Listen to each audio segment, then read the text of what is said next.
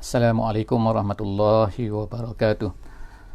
Alhamdulillahirabbil alamin wassalatu wassalamu ala Rasulillah wa ala alihi wa sahbihi ajma'in.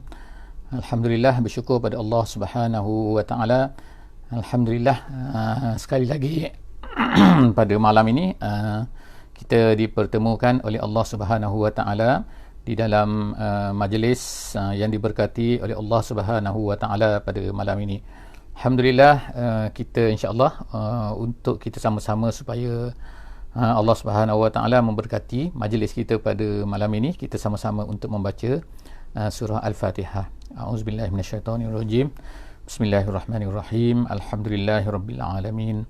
Ar-Rahmanirrahim. Maliki yaumiddin. Iyyaka na'budu wa iyyaka nasta'in. Ihdinas siratal mustaqim. Siratal ladzina an'amta 'alaihim ghairil maghdubi 'alaihim waladdallin. Amin. Yang saya kasihi Tuan Imam, yang dikasihi Tuan Bilal, Masjid Sengkurung, Masjid Sultan Sharif Ali di Kampung Sengkurung, Brunei Darussalam. Alhamdulillah, malam ni kita dapat dipertemukan kembali di dalam majlis siri kita, walaupun kita katakan secara online, tetapi kita harapkan moga-moga kita tidak akan berhenti insya-Allah di dalam sesi kita, iaitu mempelajari sedikit daripada kisah Nabi-Nabi yang kita petik insya-Allah daripada Al-Quran insya-Allah. Jadi kepada semua hadirin dan juga hadirat, kepada yang hadir muslimin dan muslimat yang hadir pada malam ini dalam sesi kita, moga-moga Allah Subhanahu wa taala akan berikan keberkatan kepada kita kerana usaha kita yang sedikit ini untuk kita mempelajari kisah Nabi-Nabi daripada Al-Quran. Sangat-sangat penting. Allah Subhanahu wa taala kita sebutkan telah menceritakan kisah Nabi-Nabi ini sangat banyak dalam Al-Quran, sehingga hampir-hampir disebutkan oleh ulama-ulama tafsir, hampir-hampir 1/3 daripada Quran ini adalah penuh dengan cerita-cerita Nabi-Nabi yang Allah SWT sebut, ataupun ada sedikit yang bukan Nabi-Nabi, tetapi majoriti daripada cerita-cerita kisah yang ada dalam Al-Quran ini adalah merupakan kisah Nabi-Nabi. Semua ini adalah menjadi panduan sebenarnya kepada kita, kepada Nabi Muhammad SAW, dan kemudian kepada kita, iaitu orang yang membaca Quran, umat yang membaca Quran, umat yang mempunyai Quran. Jadi umat yang mempunyai Quran, yang memiliki Quran, yang mempunyai Quran di tangan mereka, yang pandai membaca Quran, jadi sepatutnya mengambil pengajaran daripada kisah Nabi-Nabi ini. Jadi satu perkara yang mengaibkan, satu perkara yang tidak sepatutnya kita mempunyai Quran. Umat Islam yang mempunyai Quran ini, umat lain tak mempunyai Quran. Umat Yahudi, umat Kristian, mereka tak mengakui Quran. Mereka dah ada Taurat mereka yang telah mereka ubah, Injil mereka yang mereka ubah. Kita ada Quran. Tetapi jika sekiranya kita ini tidak memanfaatkan Quran, iaitu bukan manfaatkan Quran ni dengan cara kita faham Quran tu, dan kemudian kita amalkan Quran tu, dan kemudian kita sebarkan kepada orang lain Quran itu, maka itulah cara mendapat manfaat, mengambil manfaat, memanfaatkan Quran dengan sebenar-benarnya. Jadi marilah insya-Allah dengan usaha kita sedikit ini, pada setiap hari Sabtu, hari ini hari Sabtu, kita telah ubah sikit daripada asalnya pukul 7.10 malam, kita ubah sekarang pukul 8 malam atas permintaan penganjur, iaitu Syababul Iman. Maka moga-moga Allah Subhanahu wa taala akan memberi manfaat kepada kita. InsyaAllah kita akan sambung kisah Nabi Yusuf AS. Kita telah sebutkan hari itu bahawa kisah Nabi Yusuf AS ni satu kisah yang hebat, satu kisah yang istimewa, kerana Allah Subhanahu wa taala telah ceritakan kisah Nabi Yusuf ini di dalam satu surah khusus yang bernama surah Yusuf. Dan tak ada cerita lain Nabi lain kecuali surah Nabi Yusuf saja diceritakan dalam ni, dan ayah beliau iaitu Nabi Yaqub AS. Jadi oleh kerana itulah, insya-Allah marilah kita sama-sama insya-Allah kita manfaatkan insya-Allah daripada kisah surah Yusuf yang kita baca. Ini special kerana apa? Kerana kita baca surah Yusuf. Kita baca surah Yusuf untuk melihat cerita apa yang diceritakan oleh Allah SWT. Kita baca pada malam ni insya-Allah ayat yang ke-58, iaitu muka surat kita, muka surat 242, muka surat 242 daripada mushaf. Jadi kepada sesiapa insya-Allah harapnya dapat membuka mushaf, insya-Allah membuka mushaf untuk kita sama-sama teliti apa yang Allah Taala ceritakan kepada kita di dalam surah ini, di dalam penceritaan tentang Nabi Yusuf alaihissalam. Dan kita tengok juga pengajaran-pengajarannya, dan saya akan cuba ceritakan sedikit apa yang diceritakan oleh para ahli tafsir, terutama yang saya ambil daripada tafsir Jalalain yang sangat masyhur bagi kita orang-orang di tanah Melayu ni. Tafsir Jalalain itu satu tafsir yang sangat-sangat popular. InsyaAllah dalam cerita kita pada malam ni ialah kita telah sampai kepada kisah, iaitu Nabi Yusuf alaihissalam ni telah diangkat oleh Raja Mesir sebagai seorang yang mempunyai kehebatan, iaitu mempunyai kuasa dalam keuangan, dalam ekonomi negeri Mesir. Kenapa? Hasil daripada mimpi yang telah kita ceritakan hari itu. Jadi selepas daripada itu dah jadi ketua semua. Jadi dia telah memberi prediction, iaitu ramalan. Ramalan itu daripada Allah Subhanahu Wa Taala, bukan ramalan macam kita ni, ramalan kaji cuaca dan sebagainya. Tapi ramalan ini ialah merupakan ilham wahyu daripada Allah Subhanahu Wa Taala. Jadi berlakulah apa yang berlaku, iaitu berlakulah musim subur, lalu mereka pun menyimpan biji-bijian tu pada tangkainya, menunggu 7 tahun sampai 7 tahun yang seterusnya. Memang betul, tiba-tiba musim kemarau pun datang. Jadi pada musim kemarau ni, maka ramailah orang ni bersusah payah lah. Orang-orang negeri lain tak tahu, hanya orang negeri Mesir saja yang tahu. Di atas penjagaan kerana diuruskan oleh seorang yang hebat ni, iaitu Nabi Yusuf alaihissalam, sehingga menyebabkan mereka mempunyai makanan yang cukup. Jadi di tempat-tempat lain pada masa itu, iaitu seperti di Syam, seperti di Kanaan, kan, orang-orang Kanaan sana yang jauh kan, di Palestin dan sebagainya tu, pada masa itu makanan pun jadi meningkat harga, susah nak dapat dan sebagainya. Jadi pada masa itu tiba-tiba, iaitu adik-beradik Nabi Yusuf tadi ni, adik-beradik Nabi Yusuf yang ada lagi kan, yang tinggal di yang ada 11 orang lagi ni, dengan ayahnya, dengan emaknya yang tinggal di Kanaan tu. Jadi mereka pun mendengarlah cerita bahawa di Mesir sana tu masih ada lagi makanan yang dijual dengan harga yang standard, iaitu tak dijual dengan harga yang lebih daripada biasa. Tempat-tempat lain dah tak ada lah. Ada setengah tempat tak ada makanan, ada setengah tempat tu dijual dengan harga yang sangat-sangat mahal. Jadi mereka pun, yang 10 orang adik-beradik dia ni, jadi adik sepadiknya 10-12 orang, jadi 12 orang. Lalu mereka ni pun datanglah ke negeri Mesir. Jadi mereka datang ke negeri Mesir, nak beli makanan ni kan. Jadi memang menjadi kelaziman lah pada masa itu, iaitu orang ni berjalan naik unta, berjalan daripada satu tempat ke satu tempat kan, untuk berdagang dan sebagainya. Jadi mereka pun datang ke negeri Mesir. Jadi itulah sampai kepada ayat kita ni, ayat 58. Allah Subhanahu Wa Taala kata, waja'a ikhwatu Yusuf. Lalu datanglah pada musim kemarau tu ikhwatu Yusuf, saudara-saudara Yusuf ke negeri Mesir tadi. Fadakhalu alaihi. Lalu mereka pun masuk berjumpalah dengan Nabi Yusuf alaihi salam. Sebab apa? Mereka datang ni nak beli makanan nak bawa bekalan tu balik ke rumah. Jadi pada masa tu setiap orang diberi mengikut unta. Maknanya kalau seorang tu seorang akan diberi semuatan unta. Jadi kalau dia datang bawa unta, maka diberi semuatan unta saja, tak lebih daripada tu. Jadi dia akan boleh bawa balik lah lepas daripada tu. Jual lebih tak boleh. Itu konsep yang betul kita tengok kan, kita diamalkan sekarang. Kita tengok sebagai contoh kan, ketika mula-mula kita PKP kan, tiba-tiba ramai kan, setengah tu orang ambil peluang kan, beli banyak-banyak ni mask ni kan, penutup muka ni kan, ni topeng muka orang panggil kan, masker ni, Indonesia panggil mask ni. Jadi sebab apa? Sebab ada tu orang nak berniaga tu, orang nak bisnes tu. Maknanya kan tak beri peluang kepada orang lain nak beli. Dia beli banyak-banyak, habis, kemudian dijual mahal-mahal. Itu cara yang tak betul kan. Jadi Nabi Yusuf alaihissalam pada masa ni dia pun tak jual makanan kecuali dengan syarat-syarat yang tertentu saja, iaitu hanya diberi semuatan unta saja. Jadi yang datang ni kan, adik-beradik Nabi Yusuf ni pun datanglah. Jadi dia pun datang, dia kata, lalu dia kata apa?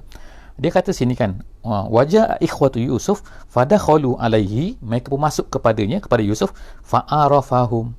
Nabi Yusuf kenal dah, ni saudara adik-beradik aku ni. Tapi Allah SWT sebut wahum lahu munkirun. Wahum, iaitu saudara-saudara yang lain ni, lahu munkirun, tak kenal dia.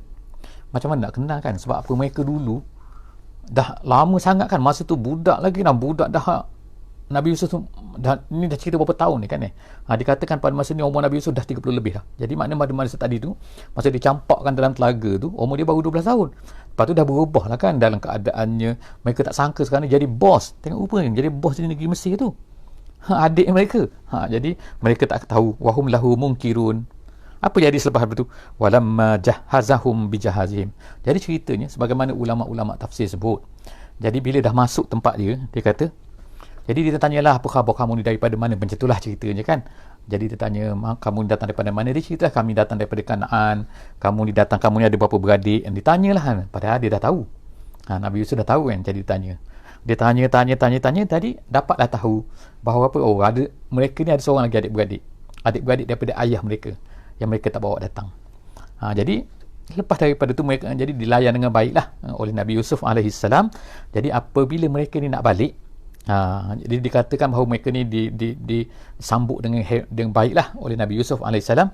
Walamma jahazahum bijahazihim. Jadi mereka pun nak balik. Bila mereka ni nak balik, dah kemah-kemah nama Nabi Yusuf dah berikanlah kepada mereka bekalan-bekalan mereka yang sepatutnya mereka dapat tu. Lalu berkata Nabi Yusuf alaihissalam kepada mereka ni. Apa kata dia? Ituni bi akhil lakum min abikum. Nanti kamu nak datang lagi nanti, kamu bawa, dia kata, bawa kepada aku saudara kamu yang seorang lagi yang kamu cerita yang tak datang tu. Okey, jadi dia kata min abikum. Jadi min abikum maknanya saudara daripada sebelah ayah maknanya. Bukan seibu, tapi satu ayah. Bukan seibu seayah. Itu kalau kita kata adik-beradik betul-betul. Jadi dia ni ambil saudaranya cerita betul-betul lah. Ini adalah bukan saudara kita semak seayah, tapi itu seayah saja. Mereka cerita macam tu. Kemudian jadi Nabi Yusuf pun berkatalah, nanti bawa yang tu. Jadi ala tarawna, dia kata, kamu tengok tak, nampak tak aku ni? Dia kata, inni ufil kaila, maknanya aku ni tak kedekut. Maknanya ufil kaila maknanya aku beri betul-betul. Apa yang kamu dapat, aku beri. Maknanya aku ni bukan orang yang, memang aku ni orang penerima tamu. Kalau orang datang daripada jauh, aku layan dengan baik. Tengokkan, aku ni orang baik lah maksudnya kan. Anni ufil kaila wa ana khairun munzilin. Dan aku ni sebaik-baik orang yang munzil. Munzil ni makna orang yang menerima tamu, melayan tamu. Aku tahu kamu datang daripada jauh, maka aku layan kamu dengan baik. Gitu. Jadi maknanya dia kata gitu. Kemudian dia kata, fa illam ta'tuni bihi. Tapi kata Yusuf kepada mereka ni, fa illam ta'tuni bihi, kalau kamu tak bawa dia, adik-beradik kamu yang seorang lagi tu, dia kata, fala kaila lakum indi wala taqrabun. Kamu tak akan dapat lagi, aku tak akan beri lagi selepas daripada ni. Dia kata, dia bagi warning lah Nabi Yusuf. Kamu tak bawa, kamu tak bawa apa? Sebab apa? Sebab pada masa tanya Nabi ni cerita dalam tafsir kata kan, ketika Nabi Yusuf ni bertanya kepada mereka, bertanya kamu datang daripada mana sebagainya, tanya kamu ni betul ke, ataupun kamu datang ni nak jadi spy ke di negeri aku ni, macam tu. Jadi dia pun menolak lah, kata, tak, kami ni orang baik, kami ni orang betul, kami ni bukan spy, kami ni macam-macam diceritakan. Jadi sebab itulah, jadi bila Nabi Yusuf tengok, Nabi pun ambil peluang lah macam ni kan. Dia kata, maknanya dia kata gini, fa illam ta'tuni bihi, kalau kamu tak bawa datang saudara kamu tu, fala kaila lakum indi, kamu tak akan diberi lagi. Dan kemungkinan, Nabi Yusuf katakan, wala taqrabun, jangan kamu dekati aku. Sebab apa? Kemungkinan kamu ni adalah spy, kamu tipu aku saja. Kalau kamu betul, kamu bawa adik-beradik kamu seorang lagi tu. Nabi Yusuf maknanya adalah plan dia tu kan, dalam tu dia. Jadi kemudian mereka pun berkata apa? Mereka pun berkata, sanurawidu anhu abahu wa inna lafa'ilun, kata. Mereka pun berkata, sanurawidu, kami akan nurawidu maknanya pujuk, maknanya pujuk apa? Anhu abahu, pujuk supaya dibenarkan anak dia yang seorang lagi tu ayah dia kata. Tengok kan, cara penggunaan perkataan pun sebenarnya Allah Ta'ala ceritakan tu dalam bentuk mana? Dia kata abahu, ayahnya. Bukan ayah kami ke? Bukan ayah kita semua ke? Tapi dia kata ayah dia. Nanti kita pujuklah tengok ayah dia berkata macam mana. Tengok tuan, penggunaan perkataan yang memang tak bagus lah. Maknanya kurang adab pada apa? Pada saudara-saudara Yusuf ni. Jadi Allah SWT ceritakan kepada kita, gambarkan bagaimana sikap sebenarnya saudara-saudara Yusuf tu. Jadi Allah SWT kata, dia kata, mereka berkata, sanurawidu anhu abahu, kami akan cuba pujuklah, dia kata, ayah dia. Gitu. Wa inna lafa'ilun, kami cuba buat betul-betul, kami akan cuba buat. Wa inna lafa'ilun. Lalu apa kata Yusuf? Yusuf pun plan. Mereka nak balik ni, mereka nak balik kan, mereka dah bersiap-siap semua nak balik semua kan. kata Nabi Yusuf alaihissalam kepada waqala lifityanihi. Ada yang bacaan dia lifityanihi. Ada yang baca panjang, ada baca pendek dalam qiraat. Jadi ada kata waqala lifityanihi. Ada baca waqala lifityanihi. Maksud sini lifityanihi ialah makna pekerja-pekerja dia. Nabi Yusuf berkata kepada pekerja-pekerja dia, iaitu ij'alu bida'atahum fi rihalihim. Masukkan bida'ah.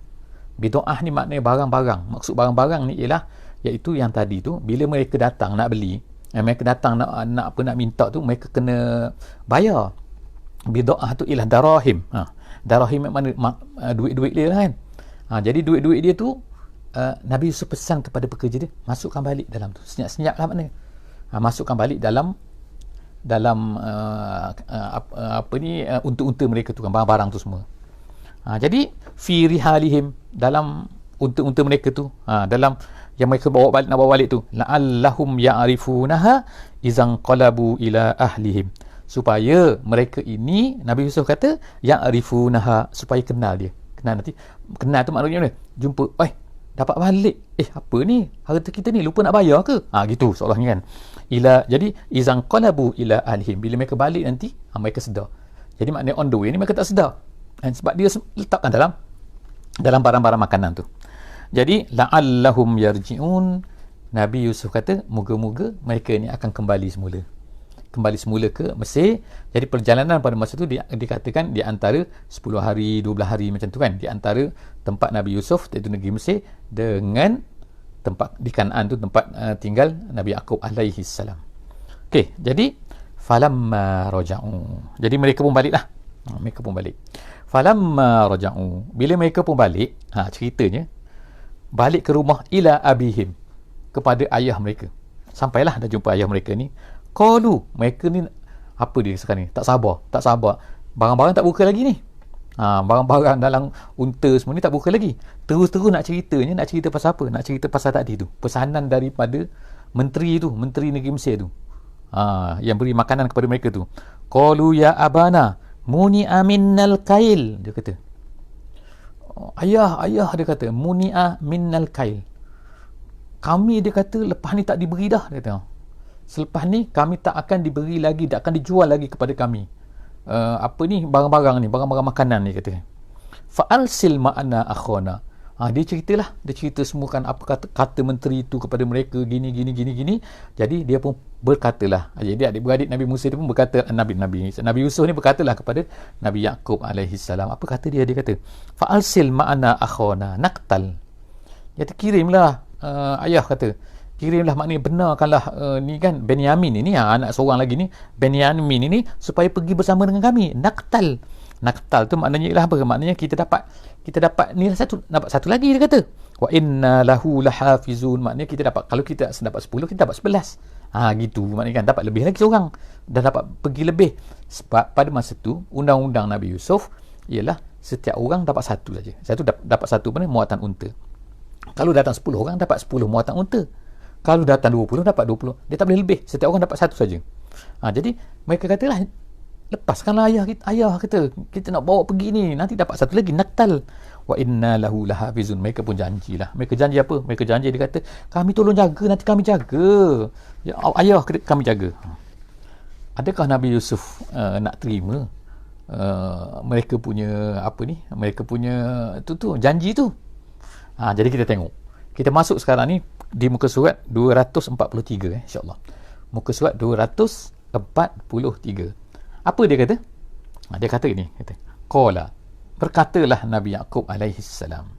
Ayah dia lah, ayah mereka ni. Dia kata apa? Hal amanukum alaihi illa kama amintukum ala akhihi min qabl. Nabi Yaqub ni masih ingat lagi tu. Cerita tu 20 tahun lebih tu, dekat dengan 30 tahun dia masih ingat lagi. Dia ingat apa ni? Iaitu pasal kehilangan Nabi Yusuf ni.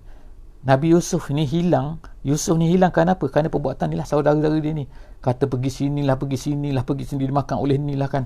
Jadi dia kata sini, qala, kata Nabi Yaqub alaihi salam, hal amanukum alaihi, aku ni boleh percaya ke kepada kamu ni? Dia kata macam itulah.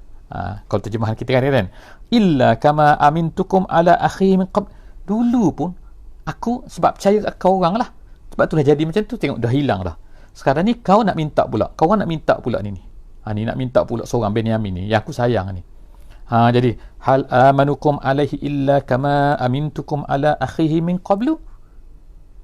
Sebagaimana aku percaya dulu kepada kamu semua, saudara Benyamin ni, sekarang ni kamu nak percaya, aku nak percaya pula pada kamu. Jadi kata fallahu khairun hafiza. Tadi adik-beradik dia ni katakan, kamilah tolong jaga, kami akan jaga kan.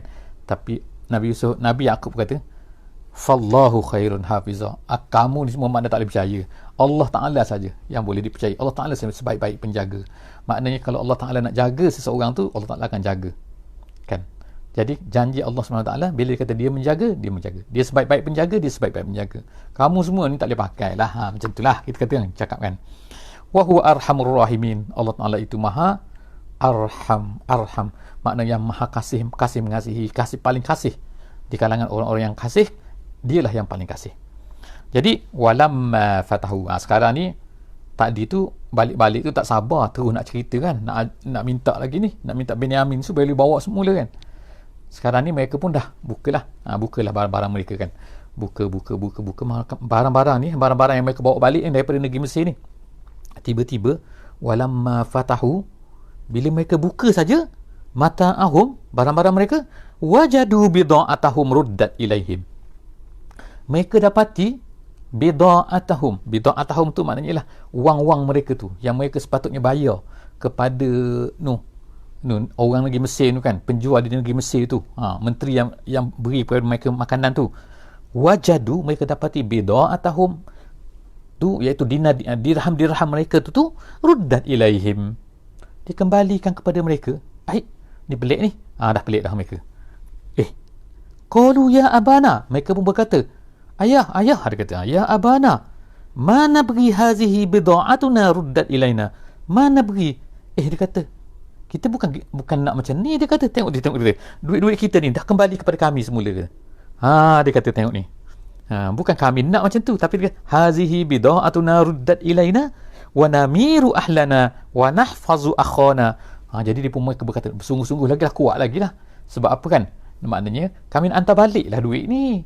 Ayah, kami kena pergi semula ni, kami nak hantar balik ni duit ni, sebab duit kami ni terlupa dia ambil ke macam mana boleh ada dalam apa ni, kafilah kami ni, barang-barang kami ni. Qalu ya abana mana beri hazihi bida'atuna ruddat ilaina, telah dikembalikan kepada kami. Wa namiru ahlana, wa nami tu maknanya lah kita nak dapatkan makanan untuk family kita, dia kata. Wa namiru ahlana wa nahfazu akhana, kita nak jaga adik kita ni, Benyamin ni. Wa nasdadu kaila ba'ir, dan kita dapat bekalan lagi satu. Dapat satu, kalau dapat pergi lebih, ayah, kita dapat satu lagi. Makna dapat lebih seorang. Gitu kata. Zalika kailun yasir, mereka kata. Ini semua ni mudah je. Mudah apa? Sebab peraja tu baik, ayah. Menteri tu baik. Menteri tu mudah, dia akan bagi. Jangan takut ayah, dia akan bagi. Gitu maknanya kan. Kalau kita bawa ni, dia akan bagi. Apatah lagi lah, tengok kalau kita ni kan bawa pula ni kan, kita lupa duit ni, kita ni termasuk dalam barang kita ni, kita hantar balik pada dia, mesti percaya kepada kita. Gitu. Jadi seterusnya dia kata apa? Qala, adakah ayah dia ni percaya kepada adik-beradik dia ni? InsyaAllah kan. InsyaAllah kita berhenti ayat 65, kita akan sambung, kita tengok. Adakah dengan alasan-alasan yang diberikan oleh adik-beradik Nabi Yusuf ni, adakah Nabi Yaqub percaya? InsyaAllah kita sambung pada minggu depan, insyaAllah pada ayat 66. Aku qouli hadza wa astaghfirullahal azim li wa lakum. Saya ucapkan terima kasih kepada pihak belia Syababul Iman, Masjid Sultan Syarif Ali, Masjid Sengkurung, Bandar Seri Begawan, kerana menjemput saya untuk menyampaikan bersama-sama cerita tentang kisah Nabi Yusuf yang belum habis lagi. InsyaAllah jumpa setiap minggu, insyaAllah surah Yusuf kita akan baca. Aku qouli hadza wa astaghfirullahal azim li wa lakum wa billahi taufiq wal hidayah. Wassalamualaikum warahmatullahi wabarakatuh. Kita insyaAllah tamatkan majlis kita pada malam ni dengan sama-sama kita membaca surah Wal Asri. Bismillahirrahmanirrahim.